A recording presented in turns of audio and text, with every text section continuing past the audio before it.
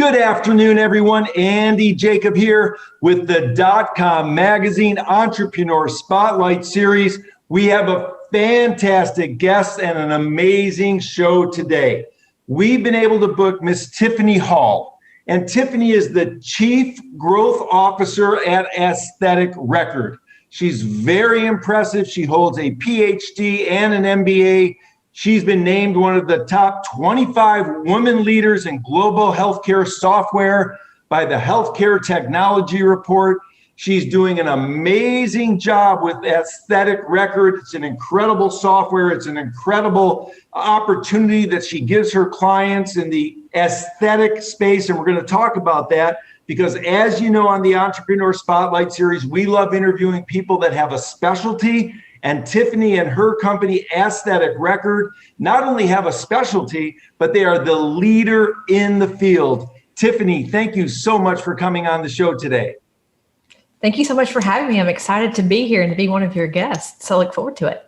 This is super exciting. And as you know, what we'd like to do at the beginning of the show is we like to pull the lens back to 30,000 feet so that you can tell us about Aesthetic Record. Sure. So you nailed it when you said that we're really specializing in one area. So we're an EMR company. We focus on medical records and medical record technology, but also practice management. And our focus is on aesthetic spas, cosmetology, dermatology, plastic surgery, really a niche area. And we've kind of done everything. We go from the time the patient books an appointment online till they check out, till they come back in. So our goal is to be a vertically integrated system for a practice to do everything they could possibly need to do in one spot. And it's been a fantastic ride for us. It's been a little bit of a crazy ride with COVID and everything else happening, but our market continues to grow. So if you're going to be in the market today, technology and aesthetics are two really fast growing areas. And so we've really focused just on that. We're hoping to grow into more and more areas of medicine, but right now we've got more than we can handle with just our one area of focus. I love it. And you're doing such an amazing job. You do the compliant electronic medical record systems and complete practice management solutions for your clients. But Tiphany, let's pull the lens back a little bit more and maybe step back just a little bit. Let's talk about Aesthetic Record and the aesthetic part about that. So for the people watching, talk about the types of practices that you're able to help grow by using your very impressive system. You know, when we started out, that's a great question. We really focused on these small med spas. So you think about a medical spa, someone who does Botox, they do filler, they might do, a facial, that kind of thing. You go to your local spa. And so we really focused there. We call them the nurse Betties, the small groups. And over the course of the last 4 or 5 years, now we're doing big plastic surgery groups. We're doing big dermatology groups. And so our product has morphed as has our company. We've kind of grown up, and so has the product. But we focus really just on aesthetics. And so that's a whole different area for us. We do what you call buy and bill. So you go to a spa, you buy a product, you pay for cash, and you leave. That's a different model than, let's say, going to surgery in the hospital. There's no insurance to deal with. There's not all these hospital red tape, places to go. There's no legacy systems. And so we've really been able to focus on just this one place. And as we grow, obviously our customers are growing too. And so we've gone from, a handful of customers to now nearly 3,000 medical spas all around the world. So we're operating literally 24 hours a day, which is exhausting for us. But we have people in every country, just about. The U.S. is our primary market, obviously, but we're growing leaps and bounds. But aesthetics is really the focus of our business. And I think it's a good lesson to know, stay with what you know how to do first before you start growing and scaling to other areas, because we want to nail this one and do a great job here and give our customers the best experience. And then we'll start growing and building and changing as we continue to move forward. That's awesome, Tiphany. And obviously that's a great lesson for our younger entrepreneurs to stick with what you know first, really lock that in, get that done, position your company for world domination like Aesthetic Record has done throughout the world. And then if you want to start branching out or line extending from there, that probably makes more sense than doing it early on. Tiphany, when we talk about the onboarding process with Aesthetic Record, because you have so many of these aesthetic company or aesthetic medical practices coming to you, what does that onboard practice or that onboarding program look like once they contact your company? I think this is where we make the difference for our customers. And so if you think about the early stage of our company, it was sort of throw it against the wall and see what sticks. They're coming in fast, no enough staff. There was no real process. Now it's a very specific, methodical process. You get your trial with our system. You have 2 weeks to play with it. Someone onboards you, an engineer onboards you hand in hand. You have a salesperson who does your demo with you. They go through your use case. They go through all the things you could do with the system. So every part of the onboarding process is a high touch experience. And that's really our differentiator compared to the competitor. We are a SaaS model for sure. We're definitely a software as a service with a very high touch white glove component to it, because our spas are used to having manufacturers in there, wining and dining them, giving them samples, encouraging their business. And so we've got to really follow suit. We have to give them the exact same experience that they're used to get them to choose us. And so onboarding for us is a very specific program. The one thing that we did do that I'll mention is to young entrepreneurs is we went to the model of paying for training. So in the beginning, we gave it all away. You can train our system, we'll give it all away for free. Just come on board and come with us. And then we changed that and said, we're giving away all these hours for free. We're spending a ton of time with an account at a very small margin because, again, it's a SaaS model. And so now we've monetized that. People show up more. They actually come on time. They come to their trainings. They actually take value with what they're getting, with what they're learning. And so I think it's a whole different avenue for us now that the training piece has become a really big part of our business, a huge revenue stream for us. But also our customers learn the system so they use it more. And we want the data on the back end. They want to see how they're using it, what they're buying, how they're billing their customers, because the data for us is a whole other secondary monetary stream that we can use to sell to manufacturers, to get insights and benchmarking. So training for us and onboarding is the most important part of our entire business. I love that, Tiphany. And that's what's been able to separate you from the rest of the pack. Very interesting. When we think about the aesthetic medical field, something that comes to mind immediately are photos, before and after photos, what's going on, what's happening with the clients. And I know that you have a real nice integrated system for these practices that come on in your SaaS model. So maybe you could talk about that just a little bit. We really focus on design thinking. We sit with our customers every day. So our original founder, Justin Harper, is actually a physician who owns medical spa. So he built the system for what he needed to do his job every day. And so to your point, we have an integrated photo system, before and after, high resolution photos, so that the provider, the doctor, the nurse, whomever, can do check-in all the way to check-out with one iPad, without any other device, no desktop, no camera, no nothing. It's all within the iPad. So the photo B&A part was our original differentiator. It's what we really started the company with. And now it's just one of our features, one of our nice things that we have to offer. But the idea that you can take a picture with an iPad, have it right there on the medical chart without ring lights and cameras and setups and backdrops and all that additional stuff is, one, a great money saver for the practice, but also it's very efficient as well. And we want to make sure that we can save them time, make it efficient for them, but also a really high quality product. Because these medical charts go to medical boards, they go to patients for their records. Like, these are official documents that have to be done beautifully and accurately for them to actually make sense in a medical world. See, Tiphany, that's amazing. And obviously a picture is worth 1,000 words, especially in this industry. Now, when we think about aesthetic medical practices, whether it's, surgery or Botox or something like that, something that comes to mind is that those practices, they sell things as well. They sell creams and they sell things to help you with your skin, and they sell a lot of different things that are on the shelves when you walk in. And I'm not going to tell you why I know that myself, but you have a POS system also integrated in your program. So that seems very brilliant. And I'm sure that's a great need for your customers. As I said before, the data for us is really important, and you cannot capture data unless you have the entire workflow cycle. You have to know everything to know what the trends are, what you're benchmarking against. And so the POS was pivotal for us to really change the game in our practices. But the part that comes before that is inventory. You said inventory on the shelf. We track everything. If there's a box of, skincare, to your point, I'm sure you're using it. We all should be. Use your sunscreen. If you're using, filler, you're using toxin, you're using anything in your practice at all, we track every piece of inventory from start to finish. Where's it going? Is it on the shelf? Is there shrinkage? Is there damage? Is there spoilage? All that gets tracked for the practice. And they can compare that to the POS data to see, are they making money? What is the cost of goods sold? Are their holding costs too high? Because now we can turn that whole inventory piece into an actual monetary part of the business. But the integrated POS for us is also a huge ability to make money, right? We get processing fees on that, but it's also easy for the practice. They have one place to go, one system, and our business patients buy things in advance, a Black Friday promotion or, Mother's Day, Valentine's Day. They call and they buy, and that goes into the patient's wallet. And so now the practice isn't keeping up with anything. There's no spreadsheets, there's no clipboards. It's like, I bought it, it's in my wallet. I come back in and get the procedure done, and I cash that out as like a credit to my account, right? It's like a free credit or a gift card, if you will. But we track all that for the practice, because you'd be surprised at how many things grow legs and walk away when you do retail, when you do buy and bill, because that stuff has money, right? It has value attached to it.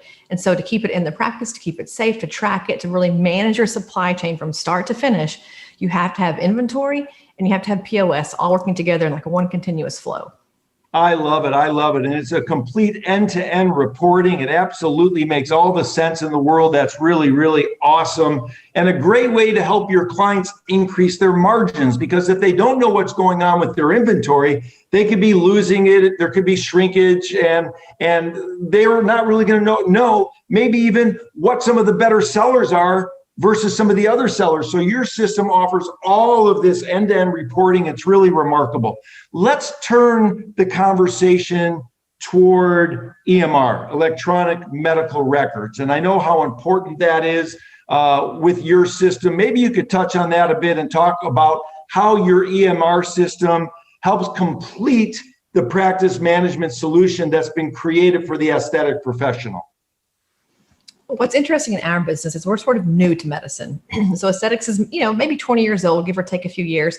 And so the systems that were in place for us didn't really mimic our business. So from an EMR perspective, we're used to hospitals, right? You go in, you have this medical intake form, you have blood pressure and weight, all these things that are very normal for all of us who've gone to the doctor, but that doesn't really fit aesthetics. We're looking for a whole different level of patient interaction that's really specific to our business. And so the EMR for us has to be HIPAA compliant, secure, privacy issues, storage issues. We have to have all the same things. We kind of have a different part of it. You said pictures before.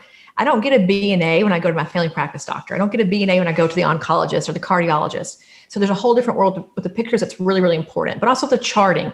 We need to chart, different units on the face or on the body or different procedures, microneedling passes. So we had to build this entire charting system that reflected how the practice is using the product, because they're using it in a very different way than just prescribing a drug, for instance. And so our charting system really allows that to happen. But again, we sat with our customers. We've spent a lot of time learning about how they use our product, how they use things in their practice, and built it specifically for that use case. And so from an EMR perspective, I will tell you that you've got to have the best, most secure systems on the planet. We use Amazon. It keeps things very, very secure. You build a lot of technical debt when you build an EMR, because you have to, again, keep things private and safe, but also have to have speed to market. You have to have a quick, nimble system. It cannot have any downtime. You have to have incredible uptime. So to balance all of that with also having this entire marketing front end, this online booking component, this POS, inventory, it's a giant load from a database perspective. And so you have to know going into this as an entrepreneur, you need to invest in your infrastructure, because the EMR part for us is a non-negotiable. It's a heavy load, but it has to be done perfectly every time, because again, medical charts are what we need for the medical board reviews, the pharmacy board reviews. If there's a credit card dispute, that chart says the patient did come in and did get injected and they had a result. And so we use it for credit card disputes all the time, or even small claims court. So those things for our practices are not just about the medical chart. It's really a fundamental part of their entire business. And so we spend a lot of time on charting. Wow, that's incredible. And Tiphany, if I think about your business, I think of three components. I think about the fact that if I am running a clinic or running a medical practice, I want to be able to connect with my patients. I want to be able to treat my patients, and I want to be able to manage the clinic. So let's just touch on that just a little bit, because it seems to me that your system helps with all three of those very important parts for a clinic. It's true, Andy. We think about the entire ecosystem for the practice. And when I first came on board at AR, not long after we really went public, if you will, we were sort of all over the place, right? We did a lot of things, no real structure. And so this idea of like connecting, treating, and managing really helped us to understand our business and put a nice like bow around it for our customer to understand what can you actually do with this system. And so connecting for us is huge. Patients have a lot of choices in aesthetics. They're looking for bargains. They're looking for who's down the street, who's convenient, who's got the best B&As on Instagram. And so online booking is the game changer for practice in our industry, at least. Because if you're going to be up in the middle of the night, 2 a.m., thinking about getting your face worked on, you're going to be able to go online and book with the practice, not call them, get all these things, consults and things, red tape. I just want to call, or I want to go online and book it and be done with it. So the online booking component for us was critical. It helps the patients to get into the practice quickly with really no overhead for the practice, right? It's just a link. They put it on their website, on their Instagram, on their Facebook booking pages, whatever that is, it's really simple for them. But once a patient comes into the system and they connect with us, there's a whole patient portal as well. They can do all their paperwork ahead of time. So if you've been to the doctor and sitting there and had all your paperwork done and with the nurse or the MA, it's a lot of time wasted for the practice. We do all that before they come in. That's, if it's 6 to 7 minutes per patient all day long with 10 patients, that's an hour a day back in your schedule to actually do a revenue producing procedure. So we thought a lot about that, cutting down the time of admin work so that we can quickly make money all day long. And then as you think about treating the patient, that's the whole EMR component. That's the patient wallet, the promotions, all these things they've already purchased going into the medical chart. And obviously the HIPAA-compliant, state mandated records, if you will, for the patient. But then on the back end of that is a management. The data flows from the time the patient actually books and gets treated all the way through until the inventory is used. We've used the POS. How do we make money on the patient? Are they a top 20% VIP? Is it a birthday month? Are they in a perfect report for us to go and send out a big email campaign? So all the data for us connects back to that patient's journey within the practice, but also staff reporting. We can tell who's the most productive staff member, what's their average invoice amount per patient, if they have a high retention rate for patients. We do NPS surveys to see if they're actually, making the patient both happy, but also having a good outcome with the procedure. So really the whole staff reporting part of it too helps the commission with payment, with really your HR pieces that you need to run a clinic also. And so as opposed to going out and buying 10 different systems to do all these different things, you get it all in one place. And so we kept the volume really high and made the price quite low. So we can get, again, a lot of data, a lot of practices in to help us really grow and build the system. But it all comes down to connecting, to treating and managing the entire workflow for the practice. Tiphany, I love it. Data-driven is what it's all about. You have a wonderful SaaS model. Aesthetic Record, as you mentioned, has clients all over the world. And as a leader, a younger entrepreneur or even a more seasoned entrepreneur that doesn't have a worldwide footprint might be asking themselves, how do they do it? Like, how do they communicate to people in so many different countries, whether there's a language barrier or not? How is all that handled on the platform or with your onboarding agents or your customer sort of service experts that help your clients with the system? Well, I mentioned the word technical debt earlier, and I can tell you that language is a great place to accrue a lot of technical debt. And so our system is only available right now in English, and that was purposeful in the beginning. Until you have everything done, beautifully executed, perfectly built, you don't go put it in different languages. It's just impossible to manage all of that without in-house people. Now with Google and AI, it's a lot easier than it was maybe even 5 years ago. But our system is built in English. And so as we think about the rest of the world, obviously in America, we only all speak English, right? We're not nearly as linguistic as the rest of the world. But most people actually speak English as at least one of their languages. And so it's not been a big problem for us. We've kept it all in English. Now, people can make their forms in different languages for their patients and things like that. But the core system has stayed in English because the worst you can possibly do is go put a system that's kind of half functioning in Japanese and Chinese and Spanish and all these other languages. Now you have your problem times 50 languages. And so we've kept it in English. That's the number one thing I would say is in the beginning, don't start translating before you're ready. Let it all work. Let it all work beautifully, grow it and build it, and then take it and move it into different languages. The second thing for us is just SEO. We have done a really good job of marketing things via SEO around the world. We don't spend a lot of money on ads. We don't do billboards. We don't do a lot of industry type advertising. We do a lot of word of mouth and referrals and also a lot of really strong Google analytics, Google SEO type activities. And the cool thing in my business is when you do a big conference somewhere in the US, they come from all over the world to watch our injectors and vice versa. And so that word of mouth is really working for us because they tell someone, in the Ukraine about our system, or they go to Mexico for a conference, tell someone there about what's happening in the US. And so there's a really nice exchange back and forth. But we kind of organically have grown this international presence. I think we're also a low cost provider and we're specific to the market. And aesthetics is growing around the world everywhere. And so if you're an aesthetics provider opening up in Dubai, for instance, you're looking on Google for an aesthetic CMR and you're in Dubai. And our system is really global. And so we rank pretty high on your list. And I think that's the difference in saying, I want to buy these really expensive hospital type systems that are not for my business directly and try to retrofit it into aesthetics. We come out of the gate saying it's ready for you to take it off the shelf, put it in your business, hit go, and you're ready to practice. And so I think it's really been just an organic model. It's kind of, flourished. The part that's tricky though, for those who build technology, is you tend to do like server maintenance overnight, right? You take your server down at midnight for a couple of hours and bring it back up. Well, I have customers who are starting their day at midnight US time. And so you have to literally be 24 hours a day uptime. There's no downtime for us because the minute that my US customers go offline, my European customers are just at the top of their day, or I have customers, in China coming online for the first time. So it really is a 24-hour cycle, which makes it even more complex. So again, as you think about translating and technical debt, be mindful of the fact that international businesses have to run 24 hours a day with no downtime. Tiphany, that's remarkable. And for the entrepreneurs watching the show, there were so many really great bits of information. What Tiphany just said, you could break it down or maybe write a book about the 5 or 6 things that she said that were so important doing an international type business like Aesthetic Record. It's really amazing. Tiphany, when we think about the people that you serve and the clients that you serve, do they have the opportunity through your SaaS model to determine how much of the complete program they want to bring in? Can they take it in bite-sized pieces, or do they have to take the entire sort of suite of services that you offer at the beginning? Well, Andy, our goal was to make it where you could choose either way and not get penalized for it. And so we only charge, this is crazy, $16 a person per month. And so if a practice has 10 users, they pay $160 a month. So we've got the price very, very low, in hopes that it would encourage them to use everything, right? It wouldn't cost them anything more to use a few things or use all of it. And so you can buy it as a $16 a month subscription model, and you can use as much as or as little as you want. So some folks will use a different system for, let's say, POS, but they'll use ours for the medical charting component or the inventory tracking component, or they'll just use our online booking software and someone else's EMR.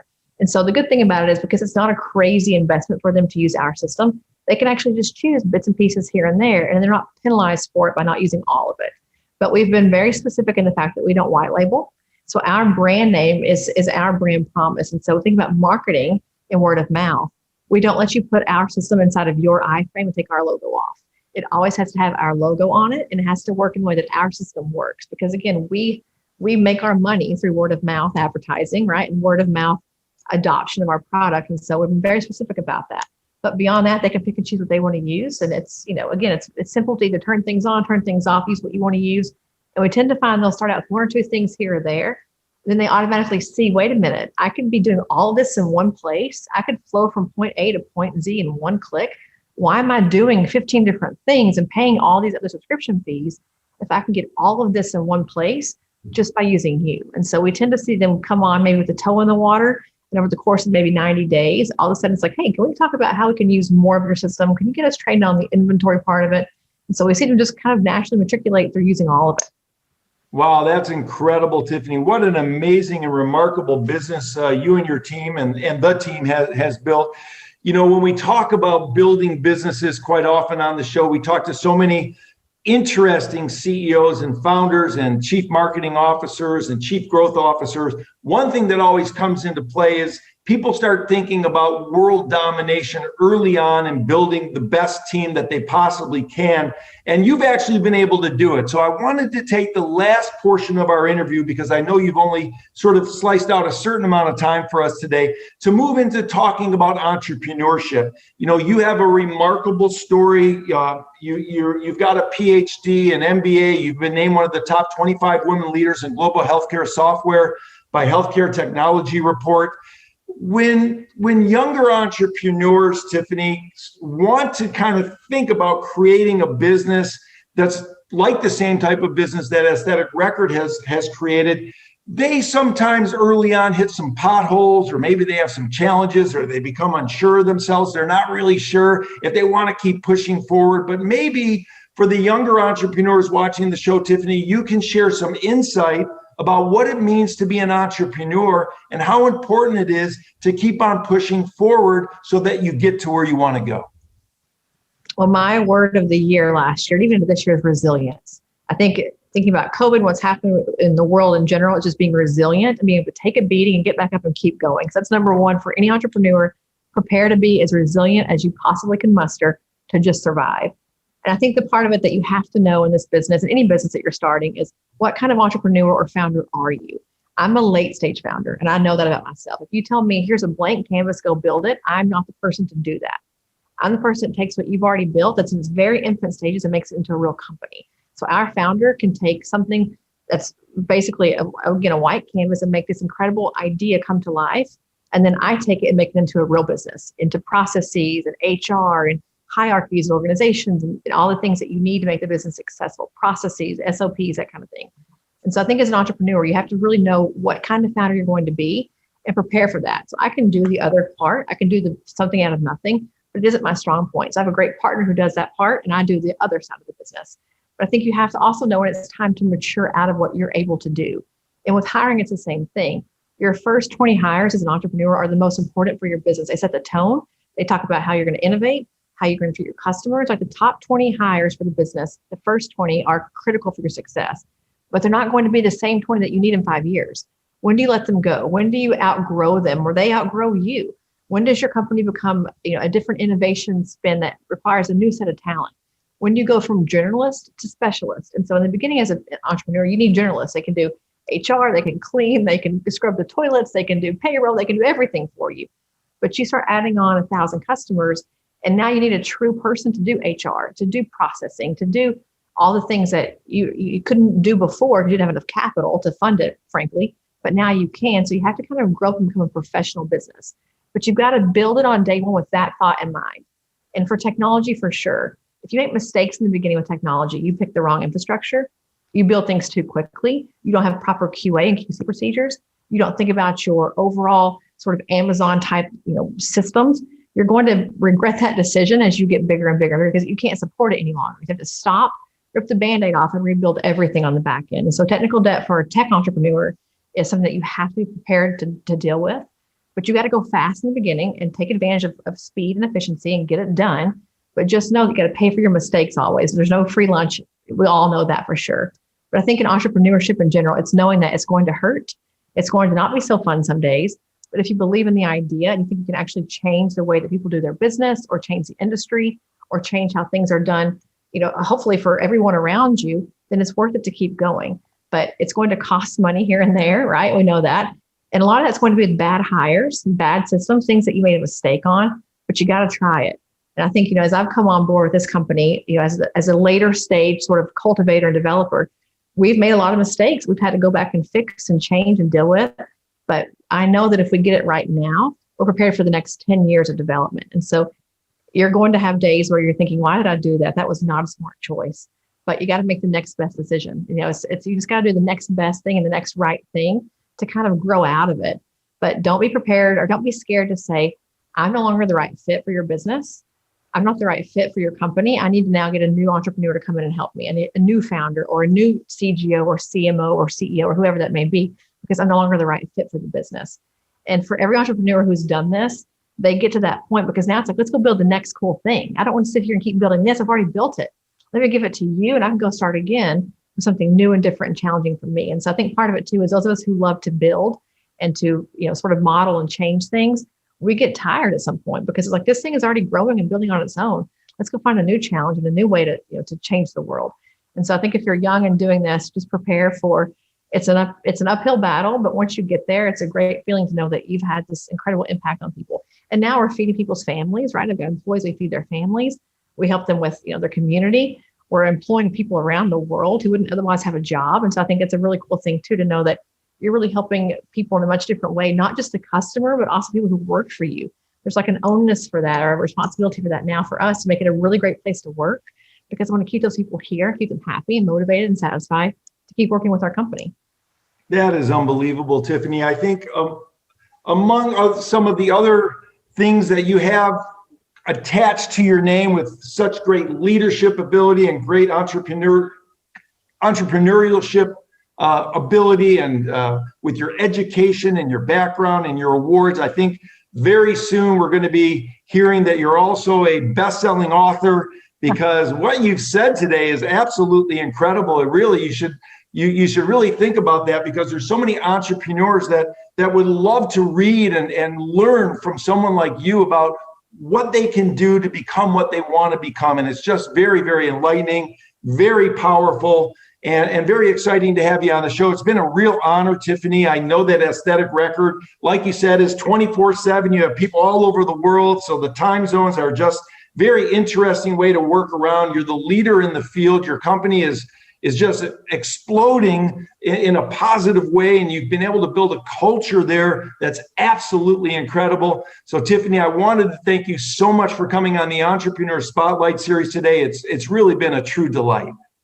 It's been an absolute delight for me as well. And those of you who are thinking about buying, building a business or buying a business, taking it over, prepare to not sleep, to work really hard, but to have an incredible, fun and enjoyable ride as you do it. It's a blast, and we've loved every single minute of it here to Set a Record.